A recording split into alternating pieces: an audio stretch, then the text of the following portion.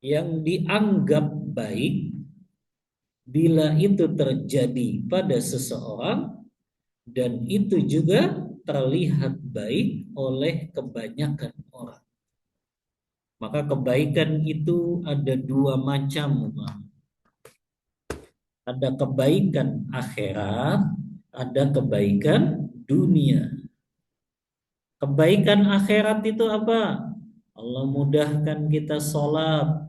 Sholat 5 waktu terjaga. Sholat qiyamul lail terjaga. Maka itu kebaikan secara syar'i.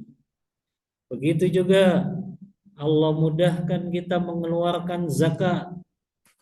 Di saat banyak orang pelit, kikir untuk mengeluarkan zakatnya. Maka itu juga kebaikan akhirat. Karena kebaikan akhirat itu adalah yang membahagiakan seorang mukmin, mencakup kebahagiaan dunia dan juga kebahagiaan akhirat. Adapun kebahagiaan dunia seperti harta, anak dan keturunan, jabatan, maka itu juga kebaikan yang Allah berikan. Dalilnya tentang orang-orang munafik yang mereka setelah kaum muslimin ya selesai berperang, kalau kaum muslimin itu menang, mereka nggak suka. Tapi kalau kaum beriman itu kalah, mereka menjadi senang. Allah sebutkan itu juga sebagai kebaikan, kemenangan, kelapangan, kemudahan, itu kebaikan. Kata orang munafik, tusibaka hasanatun tasu'u. Kata Allah tentang orang munafik, apabila kalian orang beriman tertimpa kebaikan, kebaikan di sini apa? Kemenangan dalam peperangan, urusan dunia, kebaikan dunia, tapi Allah sebut sebagai kebaikan. Kalau kamu menang ya melawan musuh-musuhmu, maka orang munafik mereka justru merasa tidak suka kepada kalian. Wa in tusibakum sayyi'atun yafrahu biha. Tapi kalau ternyata tertimpa kalian kekalahan, maka kalau mereka menjadi senang dengan itu. Itu surah At-Taubah ayat yang ke-120. Tapi kalau surah At-Taubah ayat 50, tusibaka hasanatun tasuhum wa tusibaka musibatun yaqulu faqad akhadna amrona min qablu wa yatawallaw wa hum farihun. Kalau kalian tertimpa kebaikan, mereka orang munafik nggak suka. Tapi kalau kalian tertimpa musibah, kekalahan maksudnya dalam peperangan, maka mereka berkata, kan kami sudah bilang, nggak usah ikut perang. Maka mereka berpaling dan mereka bahagia karena musibah yang menimpa orang beriman. Maka musibah kemenangan dalam peperangan itu juga disebut sebagai kebaikan. Maka di sini yang jadi saksi pembahasan kita, doa ini untuk menghilangkan apa umat? Menghilangkan apa? Tatoyur yang kadang itu memang menimpa seorang muslim dan muslimah juga. Makanya keyakinan-keyakinan seperti mitos, khurafat, pamali-pamali itu kan sering melewati apa? Hati dan jiwa kita. Makanya ketika kita nganggap, wah kalau saya begini akan begini nih nanti. Nah itu namanya kan sama itu menganggap tatoyu, kesialan terhadap sesuatu. Maka Rasulullah ajarin doanya, Allahumma la ya'ti bil hasanati illa anta.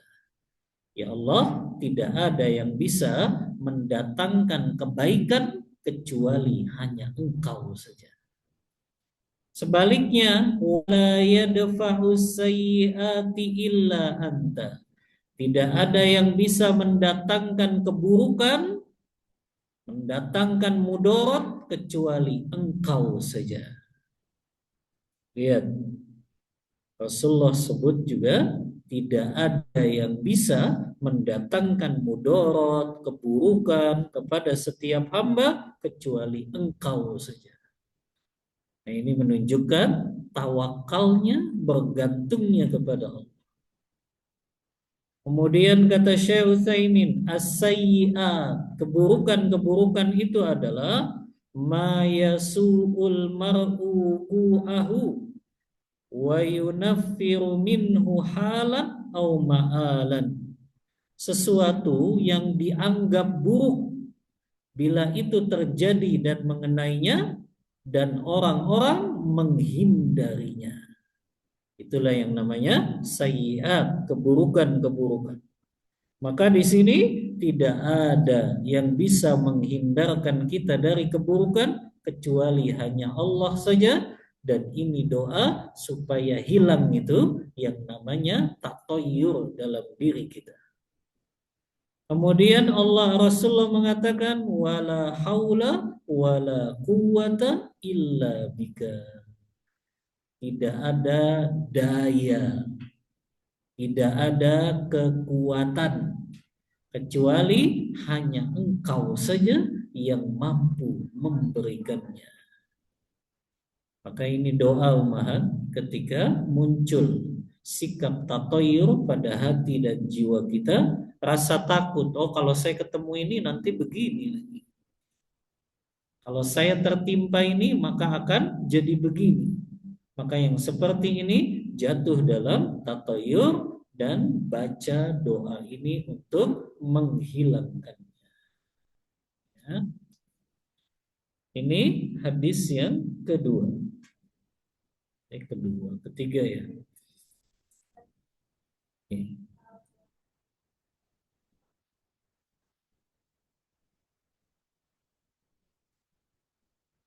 Oh iya, afwan salah. Surah Ali Imran tadi. Ayat 120. Tamsaskum hasanatun tasuhum. Orang munafik jika melihat orang beriman mendapat kebaikan berupa kemenangan di medan perang, maka mereka nggak suka, mereka nggak senang lihat orang beriman dapat kemenangan, yaitu berupa kebaikan, kemenangan melawan orang kafir. Tapi sebaliknya, wa in tusibakum sayyi'atun yafrahu biha. Giliran kaum beriman tertimpa kekalahan, keburukan, mereka justru bersenang-senang dengan hal itu. Itu surah Ali Imran ayat 120. Lanjut hadis yang keempat.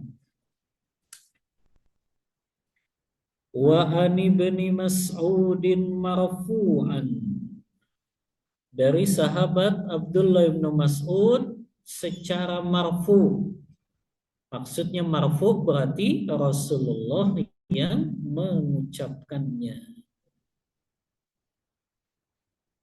Sering Anda sampaikan umahat, hadis itu dibagi oleh para ulama hadis menjadi tiga. Ada hadis marfu, berarti itu yang mengucapkannya Rasulullah. Ada hadis mauquf, yang mengucapkannya sahabat Rasulullah. Ada hadis maqtu, yang mengucapkannya tabi'in. Maka yang dimaksud wa ani ibni Mas'udin marfu'an, dari sahabat Abdullah bin Mas'ud secara marfu. Yang mengucapkan di sini Abdullah bin Mas'ud atau Rasulullah? Siapa yang mengucapkannya? Rasulullah karena disebut apa? Marfu. Tiga, empat, satu lagi apa?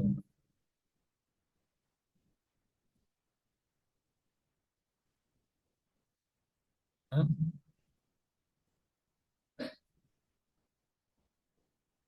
Maqtu' pakai ain. Maqtu' pakai ain. Berarti ini sebetulnya untuk menyingkat saja makanya langsung disebut marfu'an. Kan kalau wa ani bin Mas'udin radhiyallahu anhu qala Rasulullah sallallahu alaihi wasallam kan kepanjangan. Makanya disingkat wa ani bin Mas'udin marfu'an. Secara marfu maksudnya dari Rasulullah. Rasulullah sallallahu alaihi wasallam bersabda, "At-tiyaratu syirkun." At-tiyaratu syirkun wa ma minna illa walakinallaha yudhibuhu bitawakkul. Rawahu Abu Dawud wa Tirmidzi wa sahahahu. Kata Rasulullah, at-tiyaratu syirkun. Tiaroh menganggap sesuatu sebagai kesialan itu kesyirikan. Rasulullah ucapin dua kali. Menganggap sesuatu sebagai kesialan itu kesyirikan. Dan tidaklah di antara kita kecuali pernah tuh terbesit melakukan tiaroh ini. Kadang kan terbesit ya Pak. Ada burung hantu nih. Jangan-jangan ada yang mau meninggal. Tuh, ya, ketemu orang cacat ini, jangan-jangan nanti saya dapat sial. Aduh, saya ketiban cicak lagi, nanti sial lagi. Aduh, saya habis nabrak kucing tadi, nanti sial nggak ya kalau saya nabrak kucing? Muncul apa? Terbesit. Dia akan merasakan kesialan itu. Maka kata Rasulullah, tidaklah di antara kita kecuali pernah tuh terbesit itu. Menganggap sesuatu akan mendatangkan kesialan. Maka kata Rasulullah, tetapi Allah menghilangkannya dengan cara bertawakal. Ya, maka lihat di sini Rasulullah menyebutkan obat supaya kita tidak jatuh pada tatoyur ini, yaitu dengan menguatkan tawakal kita. Ya. Maka makna at-tiyaratu syirkun, maka di sini tadi bisa jatuh dalam syirik besar, bisa jatuh dalam syirik kecil. Ya. Intinya ya, tatoyur ini bagian dari kesyirikan. Ya. Nah, di sini dijelaskan apakah yang dimaksud syirik di sini? Syirik besar mengeluarkan pelakunya dari Islam atau syirik di sini hanyalah bagian dari syirik kecil saja. Maka jawabannya di sini ummahat, hukum asalnya tatoyur itu jatuh pada syirik kecil. Seseorang menganggap, oh ini burung sebab kesialan saya. Oh ini cicak jadi sebab kesialan saya. Walaupun dia meyakini yang menetapkan itu ya Allah. Maka ini jatuhnya pada syirik kecil.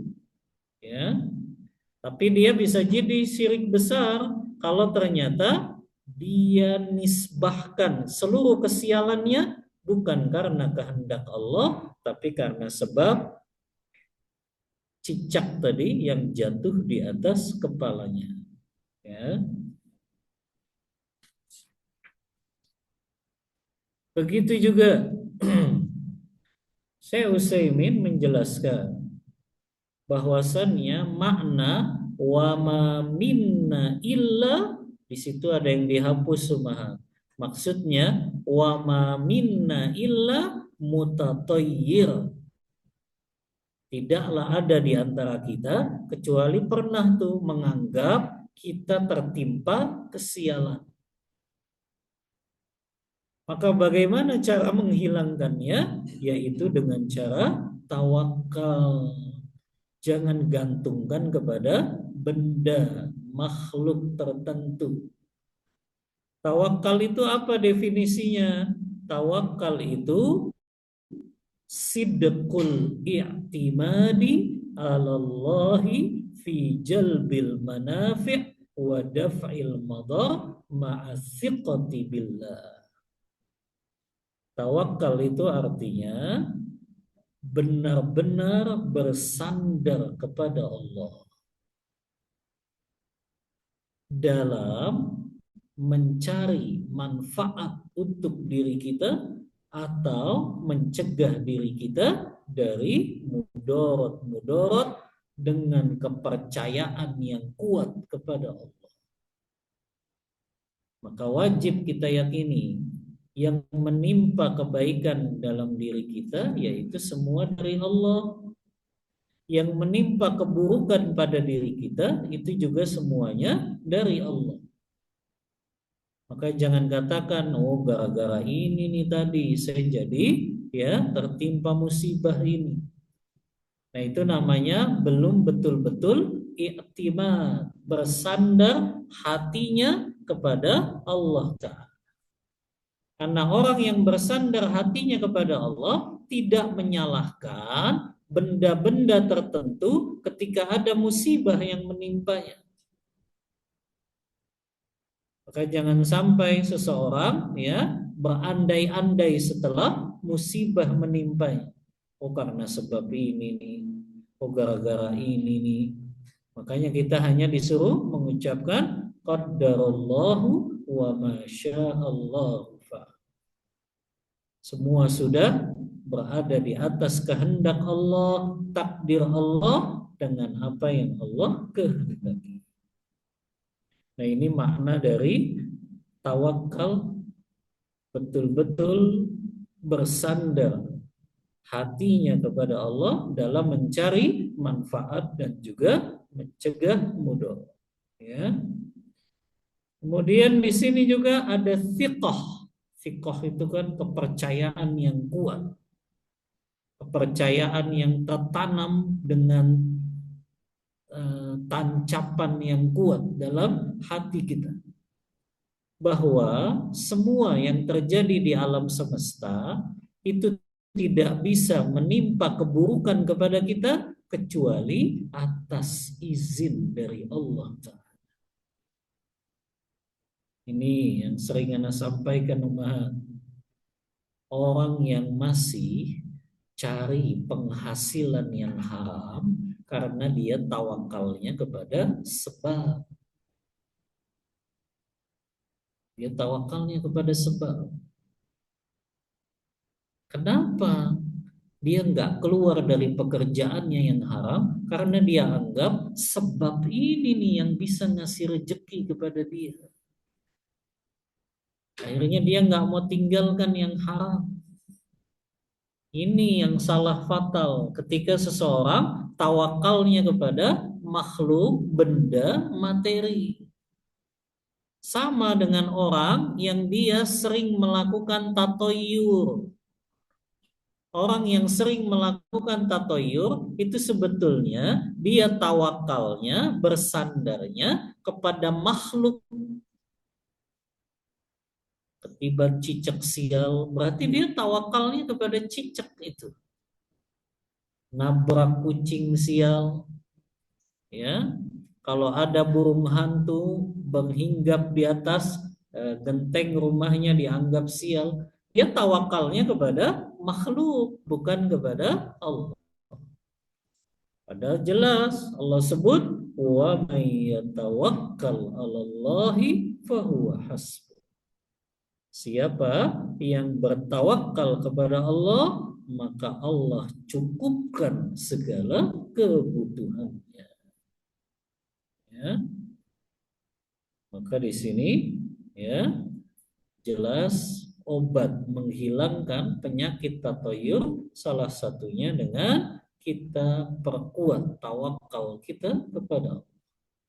Bersandarnya hanya kepada Allah, bergantungnya hanya kepada Allah. Kemudian ada perkataan juga di sini, wa ja'ala akhirahu min qauli Ibni Mas'ud. Dijadikan perkataan akhirnya itu adalah perkataan Ibnu Mas'ud. Ya, ini berkaitan dengan ya perkataan akhir di sini berarti ada di antara bagian ini yang itu merupakan perkataan Abdullah bin Mas'ud. Ya, kita lanjutkan.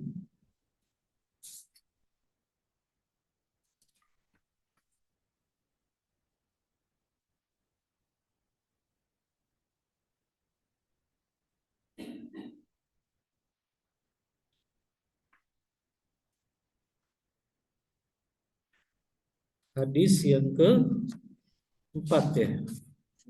Yang kelima. Wali Ahmad, hadis riwayat Imam Ahmad. Min hadis Abdullah ibnu Amr.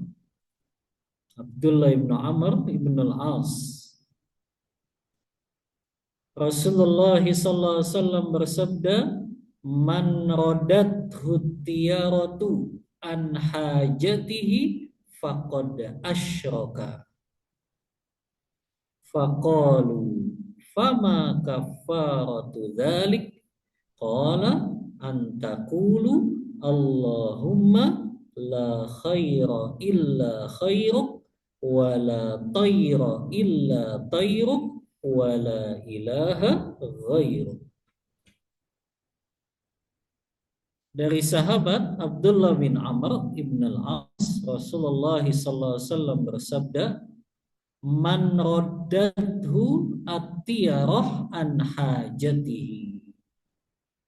Barang siapa yang dia membatalkan keinginannya untuk melakukan atau untuk memenuhi kebutuhannya, dia batalkan itu. Karena sebab apa? At-tiyarah. Dia takut tertimpa kesialan. Maka Rasulullah berkata, faqad asyraka. Sungguh dia jatuh kepada kesyirikan. Kenapa Rasulullah bilang faqad asyraka? Faqad asyraka maknanya di sini bisa jatuh syirik besar, bisa jatuh syirik kecil. Tapi hukum asalnya ummahat, orang yang jatuh pada tatoyur sebetulnya dia syirik kecil. Hukum asalnya ya. Karena dia menjadikan sebab makhluk ini menjadi sebab yang tidak ditetapkan sebabnya secara syar'i dan juga secara kauni. Yang pernah Anda sampaikan, ada sebab syar'i, ada sebab kauni. Di luar dua sebab ini jatuh kepada kesyirikan. Coba apa hubungannya? Kalau cicak jatuh di atas kepala kita, itu bisa mendatangkan kesialan kepada kita. Ada tidak sebab syar'inya? Ada nggak dalil yang mengatakan itu? Nggak ada. Kalau nggak ada sebab syar'inya, coba lihat penelitian ilmiahnya. Apa korelasinya cicak jatuh di atas kepala membuat kita sial? Secara penelitian ilmiah juga nggak ada. Maka ketika itu diyakini di luar sebab syar'i dan sebab kauni, maka itu jatuh kepada kesyirikan. Beda kan dengan kalau kita, kenapa kalau sakit, kok Anda berobatnya dengan ruqyah? Ruqyah sebab tidak? Iya, itu sebab syar'i. Kenapa? Kalau ada orang sakit, minumnya madu. Karena madu juga sebab syar'i dan juga sebab kauni juga. Ada penelitian ilmiahnya bisa Maka kalau ada orang meyakini sesuatu di luar dua sebab ini, maka dia jatuh kepada kesyirikan.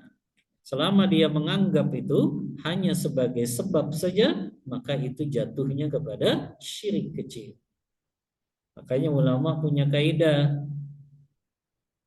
kullu man i'taqada fi syai'in lahu sababun wa lam yathbut annahu sababun la kaunan wala syar'an fasyirkuhu syirkun asghar. Kata ulama, siapa yang meyakini sesuatu merupakan sebab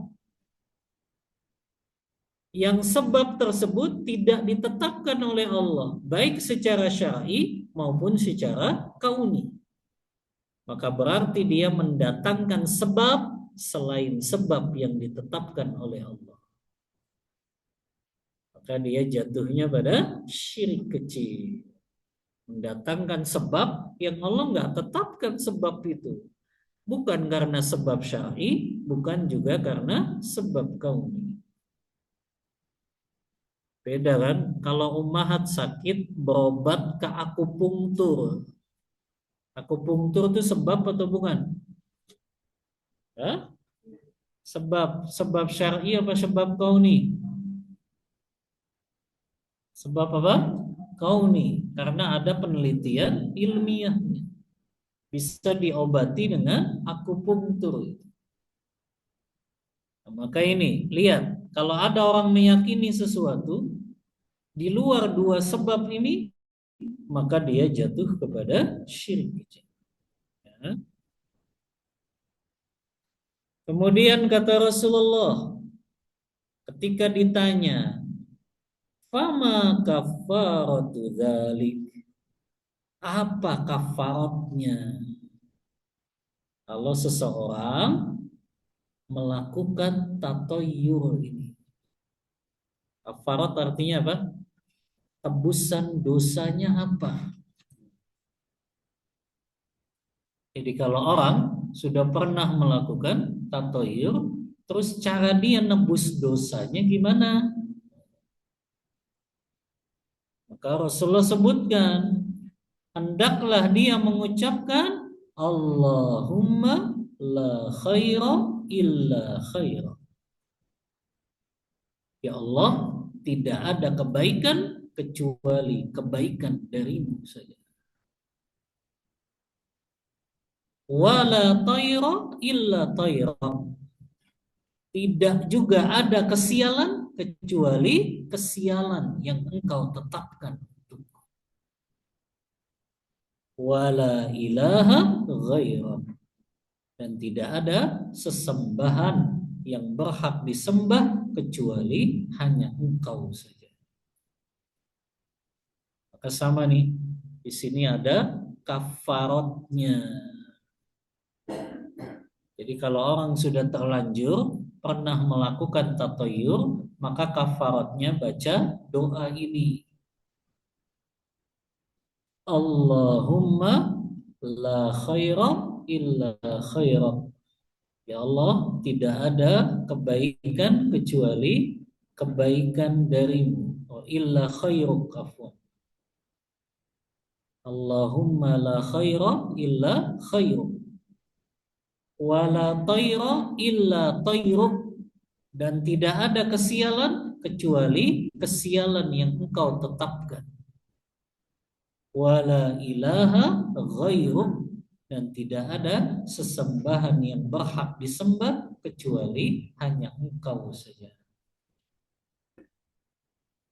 Kalimat la tayra illa tayruk, tidak ada kesialan kecuali kesialan yang engkau tetapkan. Sebagian ulama menafsirkan toir di sini yaitu burung. Maknanya apa? Burung itu kan Allah sebut dalam surah Al-Mulk. Burung itu ketetapannya dia bisa terbang, dia berhenti terbang, maka itu Allah yang menetapkannya. Lihat surah Al-Mulk ayat yang ke-19. Awalam yarau ila tayri fawqahum saffatin wa yaqbid ma yumsikuhunna illa rahman. Apakah kalian gak memperhatikan itu? Bagaimana dia terbang? Dia terbang ternyata karena Allah itu yang menahannya supaya tidak jatuh. Maka di sini toir itu bagian dari kekuasaan Allah. Karena Allah jadikan sebagai apakah kalian tidak memperhatikan bagaimana burung itu terbang di udara dan gak jatuh. Maka di sini sebagian ulama menjadikan tidak ada burung ya toir di sini kecuali burung yang terbang atas ketetapanmu, maka makna toir di sini adalah burung. Tapi pendapat yang kuat makna toir di sini adalah at-tasya'um bihil insan. Dia merasa akan tertimpa kesialan. Maka siapa yang merasa dirinya akan tertimpa kesialan, maka hendaknya dia baca doa ini untuk menghilangkan kesialan untuk menghilangkan keyakinan yang batil bahwa dirinya akan tertimpa kesialan tersebut. Jadi doanya Allahumma la khaira illa khairuk wa la tayra illa tayruk wa la ilaha ghairuk. Wa la ilaha ghairuk, lam di sini sebagaimana kalimat la ilaha illallah menafikan semua sesembahan-sesembahan yang berhak disembah kecuali hanya Allah saja. Makanya kalimat ya la ilaha itu maknanya juga tidak ada sesembahan yang berhak disembah. Bukan hanya tidak ada sesembahan, kurang tepat itu mengartikannya, tidak ada sesembahan selain Allah. Artinya tidak ada sesembahan yang hak untuk disembah. Karena banyak sesembahan-sesembahan yang batil. Makanya Allah menyebutnya sesembahan. Tapi ada sesembahan yang hak, ada sesembahan yang batil, maka mengartikannya tidak ada sesembahan yang berhak disembah kecuali Allah saja. Makanya Allah sebut sesembahan-sesembahan selain Allah dalam surah Hud ayat 101. Allah mengatakan fama aghnat anhum alihatuhumul lati yad'una min dunillahi min syai'. Tidak bermanfaat lagi untuk kalian Tuhan-Tuhan yang kalian sembah, yang kalian berdoa kepadanya selain Allah itu. Mereka nggak bermanfaat untuk memberikan sesuatu pun kepada kalian. Maka di sini Allah sebut ada sesembahan-sesembahan selain Allah. Tapi itu sesembahan yang batil. Sesembahan yang hak hanya Allah saja yang untuk disembah. Wa yustafadu min hadzal hadis. Ada 5 faidah kata Syekh Utsaimin yang bisa diambil dari hadis ini. Hadis yang mana tadi? Hadis yang bunyinya man raddathu tiyarah an hajatihi. Siapa yang membatalkan keperluan hajatnya karena sebab tatoyur, maka dia telah jatuh kesyirikan. Dan apa kafaratnya? Apa tebusan dosanya?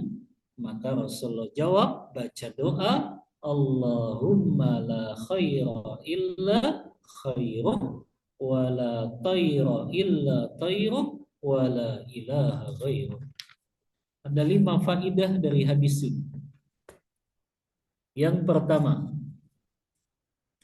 la yajuzu lil insani an taruddahu tiyarah an hajatihi wa innama yatawakkalu 'ala Allah wa la yubali bima ra'a au sami'a au haddasa lahu. Kata beliau, tidak boleh khususnya bagi mukmin dia batalkan rencana yang akan dia lakukan karena sebab tatoyur kepada makhluk. Karena dia keluar rumah sudah ngelihat orang cacat, keluar rumah lihatnya orang kecelakaan, maka nggak boleh dia batalkan. Wah, kayaknya hari sial ini. Maka yang seperti ini jatuh pada kesyirikan. Faqad asyrak. Maka bagaimana caranya dia hilangkan itu? Tawakal langsung kepada Allah. Gak ada yang bisa datengin manfaat, datengin bahaya kecuali Allah saja. Maka jangan dia pedulikan. Kalau dia lagi di jalan tiba-tiba ketimpa daun tertentu, hewan tertentu, jangan bilang, wah kayaknya saya sial nih. Maka yang seperti ini jangan dipedulikan. Apa yang dia lihat, apa yang dia dengar, apa yang menimpanya, maka kalau itu menimpa tidak baik, jangan katakan itu sebagai kesialan.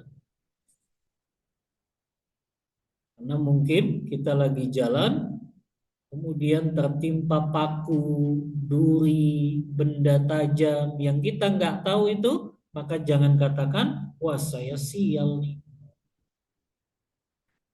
Tapi ucapkan doa tadi. Allahumma la khaira illa khairuk wa la tayra illa tayr. Ini faidah yang pertama. Faidah yang kedua, annat tiyarata nau'un minasyirki. Melakukan tatoyur, menganggap sesuatu sebagai biang kesialan, maka itu bagian dari kesyirikan. Sudah kita bahas tadi, bisa jatuh kepada syirik kecil, bisa jatuh kepada syirik besar. Yang ketiga, man waqa'a fi qalbihi at-tatayyur wa lam tarudhu tiyarah fa inna dzalika la yadurru kama sabaqa fi hadisi Ibnu Mas'ud. Barang siapa yang terdapat dalam hatinya bahwa dia batalkan keinginannya melakukan sesuatu karena sebab tatoyur, maka yang seperti ini jatuh pada kesyirikan dan hendaklah jangan dia melakukannya. Jadi apapun yang menimpa kita, umat, apakah itu ketiban benda tertentu, hewan tertentu, maka jangan muncul terbesit dalam pikiran kita bahwa ini akan jadi kesialan. Maka jangan sampai dia nggak jadi akhirnya. Pengen ke rumah temennya, baru jalan, ditimpa ketiban cicak. Akhirnya dia batalkan ketemu temannya tersebut. Nah ini yang dimaksud man raddathu tiyar. Siapa yang membatalkan keinginannya melakukan sesuatu karena sebab tatoyur, maka janganlah dia lakukan karena itu jatuh pada kesyirikan. Faidah yang keempat, annal umura biyadillahi khairuha wa syarriha. Segala perkara itu semuanya ada di tangan Allah, baik perkara yang baik ataupun perkara yang buruk. Berarti Allah menetapkan keburukan atau tidak, Ummahat? Hah? Allah menetapkan keburukan tidak? Salah, Ummahat. Allah tidak pernah menetapkan keburukan. Terus kenapa disebutnya perkara yang buruk? Itu buruk dalam pandangan manusia. Tapi yang Allah tetapkan semuanya baik di sisi Allah. Ya, makanya pengarang kitab ini mengatakan segala perkara itu ada di tangan Allah dan semuanya baik. Ya, hanya saja ada yang berpandangan buruk, khairaha wa syarraha, itu karena menurut pandangan manusia. Menurut pandangan manusianya buruk, tapi menurut pandangan Allah itu tetap ya takdir ketetapan yang baik. Sama lah Ummahat. Kalau Ummahat sakit, datang ke dokter. Dokter suruh ngapain? Kadang minum obat yang pahit atau sampai pada tindakan yang menyakitkan, dipotong tangan dan kakinya kalau harus diamputasi. Itu dokter menghendaki keburukan atau kebaikan buat pasiennya? Kebaikan. Walaupun dilihat apa? Buruk oleh pasien tersebut. Udah gitu suruh bayar lagi. Kan kelihatannya apa? Kelihatannya seperti buruk, tapi padahal kehendak dari dokter ini yang pengennya pasiennya ini sembuh dari penyakitnya. Yang kelima, faidah dari hadis ini, infiradullahi bil uluhiyati kaman farada bil khalqi wat tadbir. Kita mengesahkan Allah dalam ibadah kepadanya, sebagaimana juga kita mengesahkan Allah dalam rububiyahnya. Dalam hal Allah satu-satunya yang menciptakan kebaikan dan keburukan. Allah satu-satunya yang bisa mendatangkan kebaikan dan keburukan. Dan Allah satu-satunya yang memelihara, mengatur seluruh alam semesta. Maka hadis tadi kita ambil faidah sebagaimana kita mengesahkan Allah dalam hal ibadah, kita esahkan Allah juga dalam masalah rububiyahnya, penciptaan dan pengaturan terhadap alam semesta. Sampai sini dulu Mbak. Untuk materi kita lanjutkan hadis berikutnya di pertemuan berikutnya. Wallahu ta'ala a'lam bissawab. Wa sallallahu ala nabiyyina Muhammadin wa ala alihi wa sahbihi wasallam. Tafadhal, kita buka diskusi dan tanya jawab.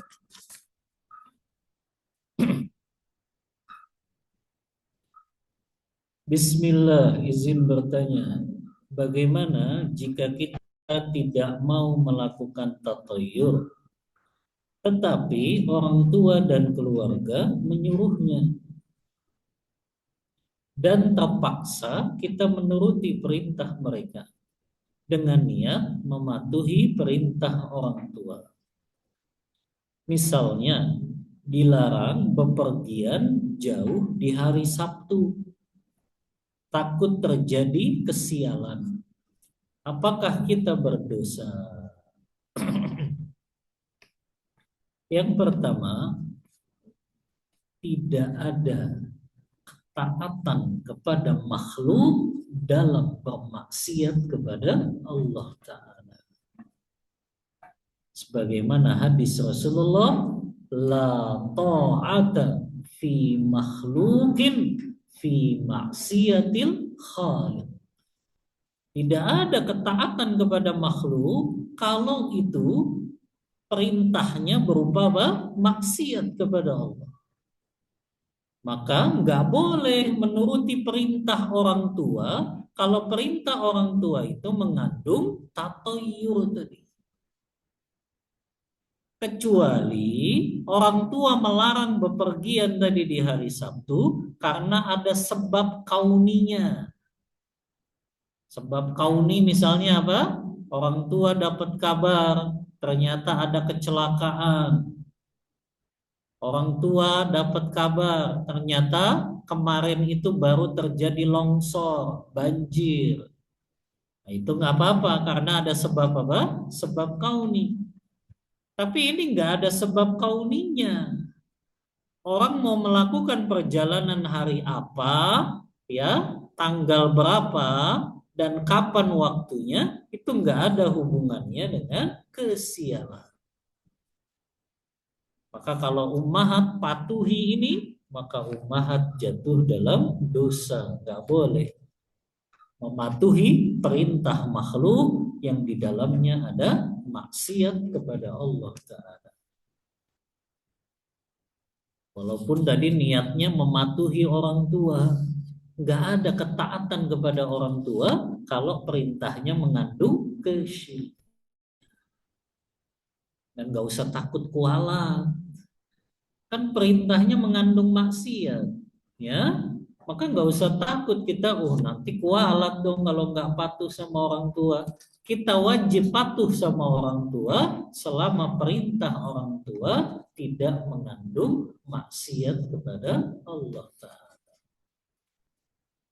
Wallahu ta'ala a'lam bishawab. Jika ada ucapan seperti ini, terima kasih diriku yang sudah berjuang selama ini. Terima kasih diriku, kamu sudah berusaha untuk kuat. Apakah ucapan tersebut dibolehkan atau tidak, Ustaz? Boleh. Ini kalimat yang thayyibah juga maksudnya. Kalimat yang baik. Menyebutkan sesuatu yang mendatangkan optimis. Ini yang disebut dengan al-fa'lu. Kalimat-kalimat yang baik saja. Yang itu mendatangkan apa? Motivasi, semangat untuk melakukan ketaatan kepada Allah. Maka yang seperti ini diperbolehkan dan ini tidak masuk dalam tatayyur. Apakah amalan-amalan apakah untuk para lansia di masa tuanya? Di masa tua itu, ya, amalan, ya, yang bisa dilakukan. Yang pertama, kalau memang dia sudah nggak bisa baca Quran lagi, karena mungkin matanya sudah, ya, susah untuk melihat huruf-huruf bahasa Arab, maka berarti kalau dia punya hafalan, maka dia murojaah hafalannya.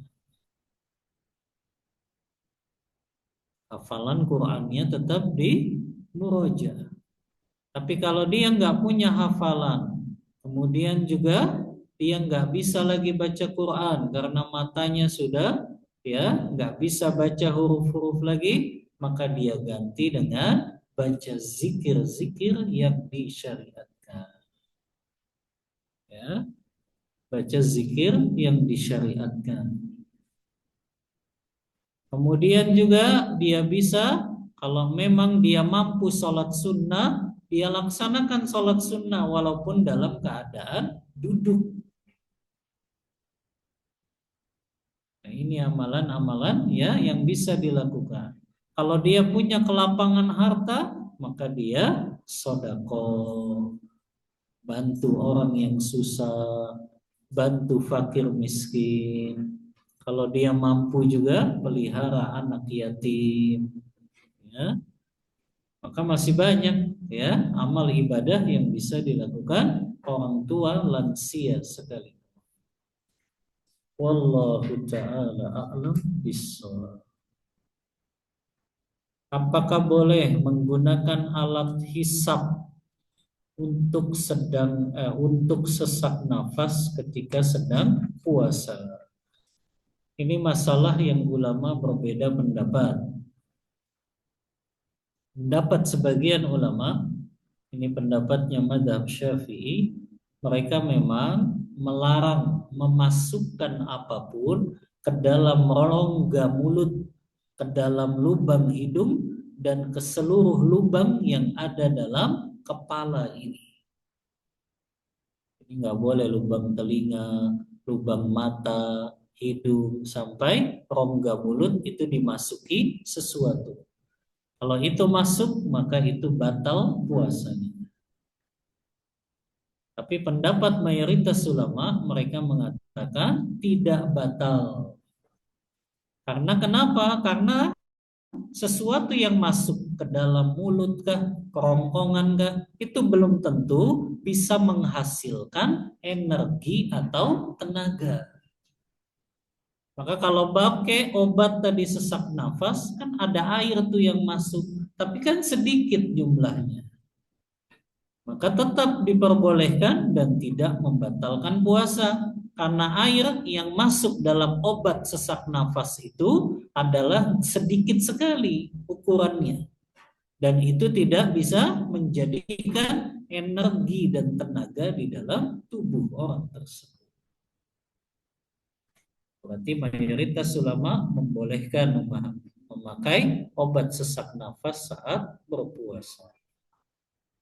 Wallahu ta'ala a'lam bishawab. Izin bertanya, apabila kita berucap hal buruk terhadap anak dan kita takut itu terjadi, apakah ini termasuk tatayur? Mohon pencerahannya, Ustaz. Maka ini dirinci, Umar. Kalau yang dia ucapkan ke anaknya berupa doa itu kalimat, maka itu bisa jadi doa orang tua akan mustajab dan akan tertimpa keburukan kepada anak tersebut.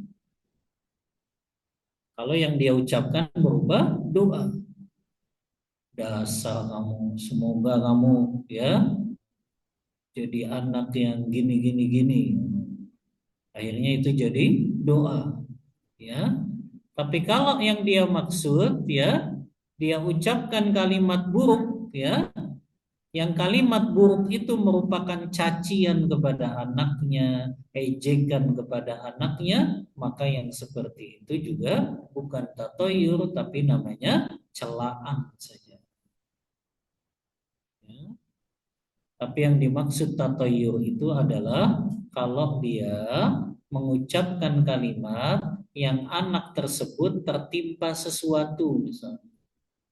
Anaknya tiba-tiba jatuh, anaknya tertimpa luka, anaknya tertimpa sesuatu lah, pokoknya di rumahnya. Maka kalau orang tuanya mengatakan, oh ini gara-gara ini nih, nah itu baru ya menyandarkannya, itu namanya bersikap tatoyu, menganggap sesuatu sebagai sebab kesialan. Wallahu ta'ala a'lam bishawab.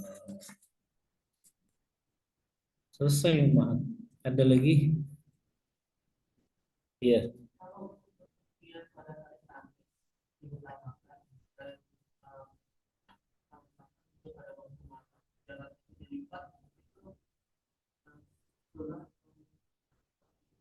Jalan itu dilipat maksudnya?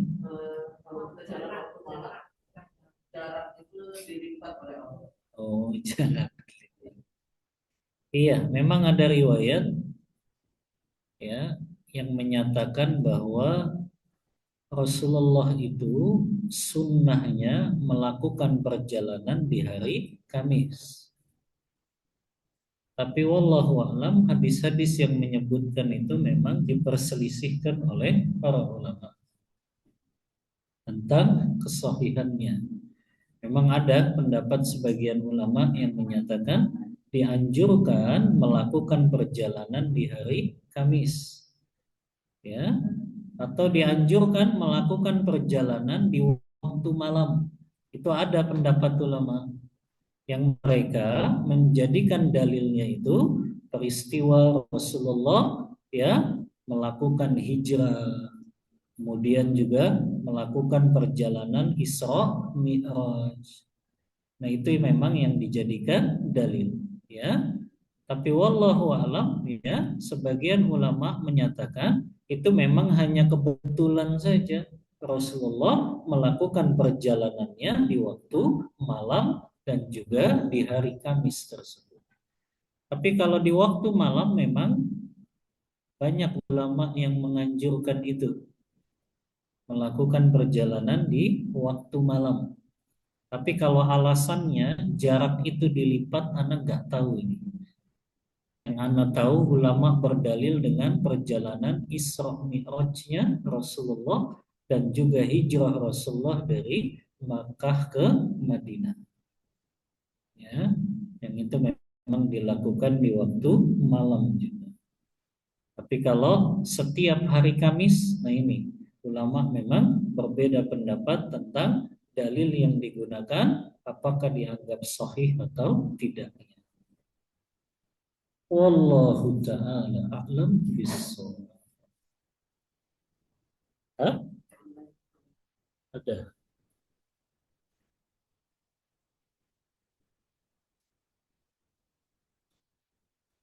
Afwan Ustaz, izin bertanya. Dulu saya menemani rahimahullah suami berobat alternatif. Dulu kita belum paham sunnah. Pengobatan Pak Haji tersebut membedah dengan kuku Pak Haji. Dan setelah itu diperban. Setelah 3 hari baru dibuka. Tidak ada bekas dan lain-lain. Kita hanya dikasih air minum yang sudah dibaca doa Pak Haji. Dulu diceritakan kalau Pak Hajinya punya karomah. Bagaimana kafaratnya untuk rahimahullah Ustaz? Ya.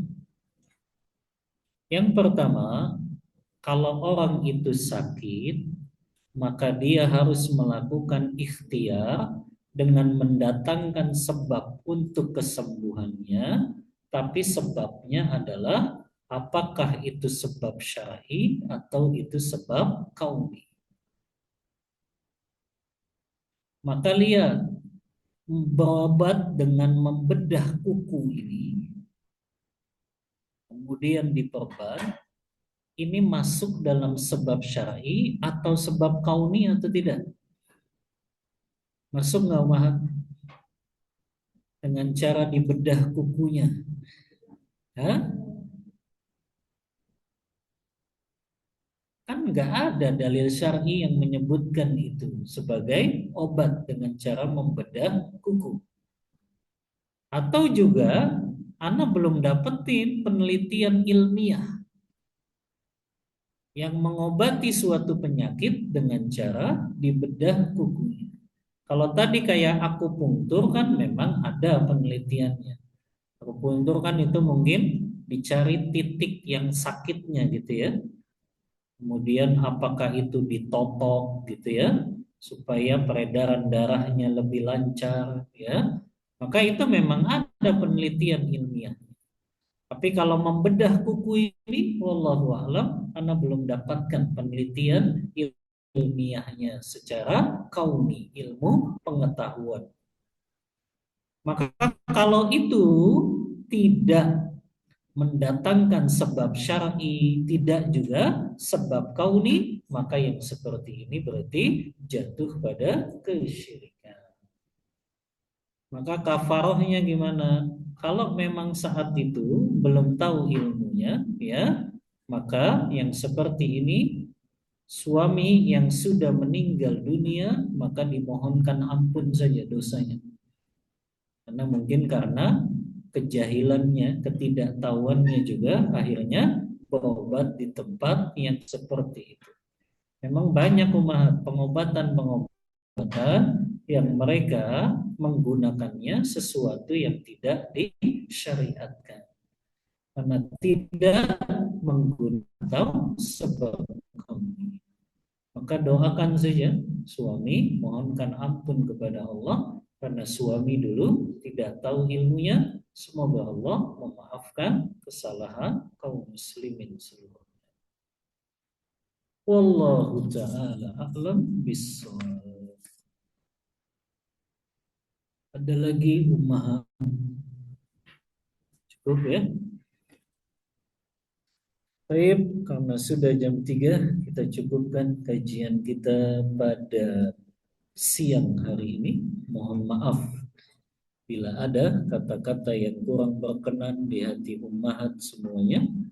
Wassallallahu ala nabiyyina Muhammadin wa ala alihi wa sahbihi wasallam. Kita tutup kajian kita membaca doa kafaratul majlis. Subhanakallahumma wa bihamdika asyhadu an la ilaha illa anta astaghfiruka wa atubu ilaik. Walhamdulillahi rabbil alamin. Wassalamualaikum warahmatullahi wabarakatuh.